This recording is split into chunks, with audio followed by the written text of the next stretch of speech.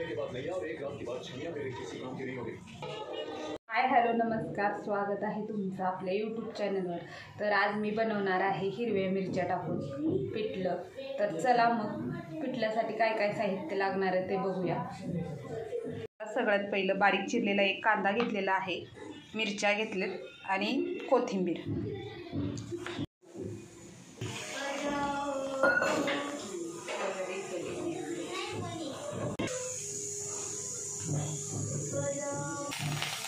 तर सगळ्यात पहिलं मिरच्या भाजून घेते मी। न तेल टाकताच अगोदर थोड्याशा मिरच्या भाजून घ्यायचं। तेल टाकल्यानं ना मिरच्या भाजत नाहीत, कच्च्याच राहतात बघा, आणि मग तिखटपणा कमी होत नाही मिरची। पहिलं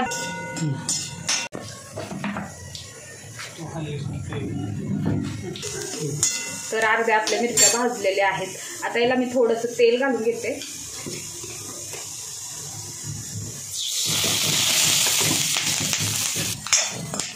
तर बघू शकता आपल्या मिरच्या भाजलेल्या आहेत चांगल्या। आता याला मी काढून घेते आणि वाटून घेते।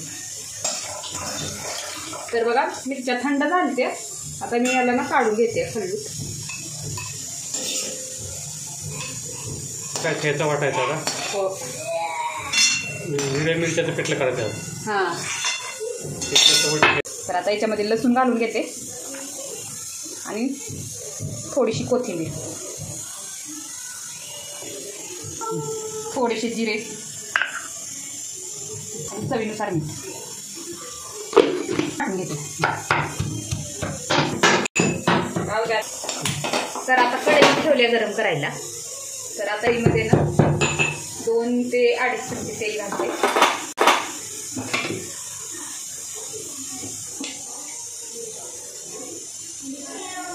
कॉल म्हणते मी।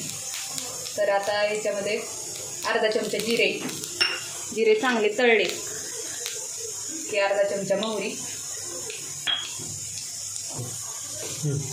तर जिरे मोहरी चांगली तळू द्यायचा।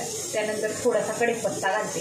कढीपत्ता आमच्याकडे जरा वाळलाय, फ्रीज नसल्यामुळे ना सुकतो बघा, त्यामुळे बाहेर असल्यामुळे सुकतच असतो। तर आता कढीपत्ता चांगला तळल्यानंतर बघा कांदा घालून घ्यायचे। आता कांदा चांगला परतून घ्यायचा, लालसर होईपर्यंत। जेवढा आपण कोणत्याही भाजीला ना कांदा जेवढा तळतो ना तेवढं भाजीला टेस्ट छान येते आणि भाजीला गुळशीतपणा पण येते। जर कांदा कच्चा राहिला मग भाजीला गुळशीतपणा येतो आणि ना टेस्ट पण येते भाजी। त्याच्यामुळे जेवढं चांगला तळतो कांदा तेवढं चांगलं। तर आता याला तळू देते। हा अंदूक झाला आहे। तर आता कांदा चांगला तळला। आता याच्यामध्ये ठेचा, तुम्ही ना याच्यामध्ये लाल तिखट बी घालू शकता, पण मी हिरव्या मिरचीचं बनवलं आहे त्याच्यामुळे हिरव्या मिरचीचा ठेचा टाकला। आणि याच्यामध्ये टमाटर पण टाकू शकता तुम्ही, पण मी नाही टाकलं। हळदी पावडर,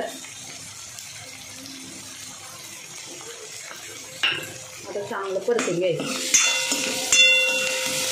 तुला कुठलं पिठलं आवडते? हिरव्या मिरच्यातलं का लाल तिखटातलं? हिरव्यातलं। हां, हिरव्यातलं छान लागते। हो, आमच्या लहानपणी तर आम्ही पिठलं, ठेचा, भाकरी। आणि आता का बरं खात नाही मग? आता तेवढी ती सवय झाली चपात्या खाऊन इकडे, म्हणून जास्त भाकरी खायला नाही आवडत। गरम गरम भाकर आवडते, गरम गरम नाही तर कडक भाकर आणि पिठलं मस्त लागतं। हो, आई करायची वातड भाकर आणि तव्यावरचं पिठलं, ते छान खात होतो आवडीने। पाणी, आता पाणी घालून देते।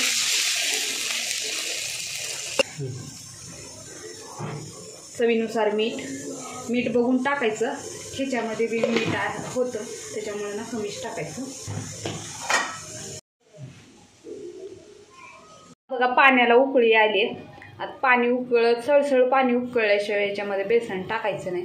तर आता बघू शकता आपल्या पाण्याला उकळी आलेली आहे सळसळ अशी। तर त्याच्यामध्ये बेसन टाकून घेऊया।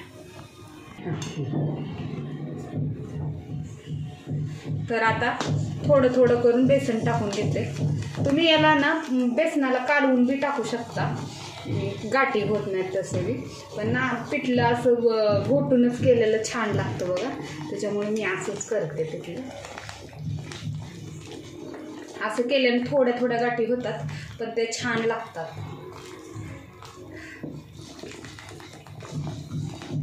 चांगलं मस्त शिजलं की मग चव लागतं. हां, थोडं अर्धा कच्चा राहिला की मग नाही लागत बरोबर. त्याच्यामुळं शिजवून घ्यायचं, छान लागतं. आणि पण असंच चांगलं लागतं घुटूनच केल्यावर. आता याच्या सगळ्या गुटळ्या मोडून घ्यायच्या आहेत बघा. आपल्याला जेवढं घट्ट लागणार आहे तेवढं बेसन टाकून घ्यायचं, जेवढं पातळ लागणार आहे तर कमी बेसन टाकून घ्यायचं. लाल तिखट बेसन खूप छान लागतं बघा. तर बघू शकता बऱ्यापैकी आपल्या गाठी कमी झालेल्या आहेत. तेवढ्या गाठीचं हे काही नाही, बारीक अशा राहतात तेवढ्या.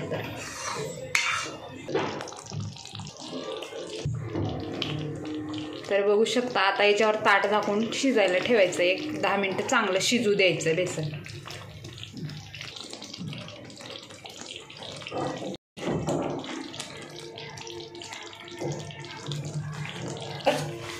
ताट झाकून घेते आणि 1-10 मिनटं चांगलं शिजू द्यायचं. तर आपलं पिठलं शिजलं आहे तोपर्यंत मी 2च भाकरी टाकून घेणार आहे, कारण ना पिठलासोबत चपाती चांगली लागत नाही. त्याच्यामुळे मग माझ्यापुरतीच तेवढी 2च भाकरीला एक आणि भैयाला एक. तुम्ही भात खाणार आहे म्हणता ना? हो, मी भातच खाणार आहे. नुसता भात आणि पिठलं आवडतं. तर बघा, आज मी ठरवलेलं होतं की मला आज काय स्वयंपाक करायचं नाही, कंटाळा आलेला आहे, आज नुसता भातच घालणार. तर मग भात घातला आणि भातासोबत पिठलं करायचं ठरवलं आणि मग पिठलं केलं. पिठलं केल्यानंतर दादाचे पप्पा म्हणले पिठल्यासोबत मला काय भात खायचा नाही, तर माझ्यापुरती एक भाकर टाक. मग त्यांना भाकर टाकली. भैया बी भात खात नाही, त्याच्यामुळे त्याच्यासाठी बी 2 भाकरी टाकल्या. तर असं करून स्वयंपाक पूर्ण तयार झालेला. भाकरी असं काटवटी थापता येणार का? नाही यायला काय झालं, गावाकडे केली नाही का? आपण असं परातीमध्येच केलेलं आहे ना मोठे. नाही, काटवटी केलेली. हाय की आता काटवटी पण नाही तेवढं जास्त. हाय, एक होती ना लग्न झाल्यावर आपलं, ती होती थोडीशी वाकडी झालेली. आता बी हाय वाटतं हाय मग जमून झालं. टाकलीतच करतात ते मोठ्या. आता करतात ते, आता जरा ना तर खराब झाली ना.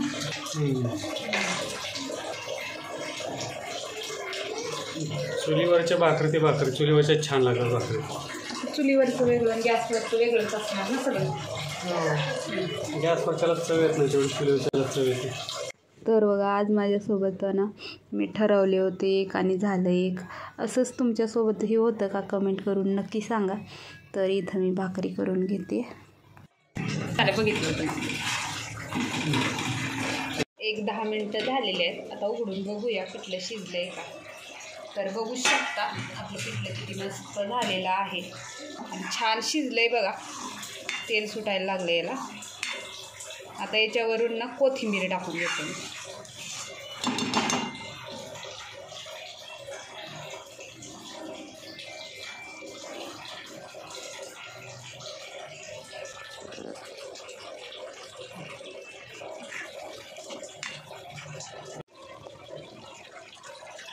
जर तुम्हाला माझा आजचा व्हिडिओ आवडला तर व्हिडिओला लाईक करा, कमेंट करा. स्वयंपाक झालेला आहे, पिठलं भाकरी बनवून झाल्या आणि आता लगेचच मी ना सगळं किचन हे आवरून घेतलेलं आहे.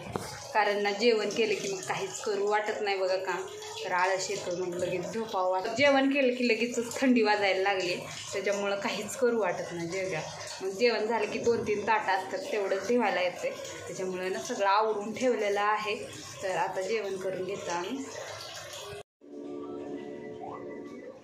बघू शकता मस्त असं आपलं पिठलं आणि कांदा मिरची हे ठेचा आहे बघा तयार आहे.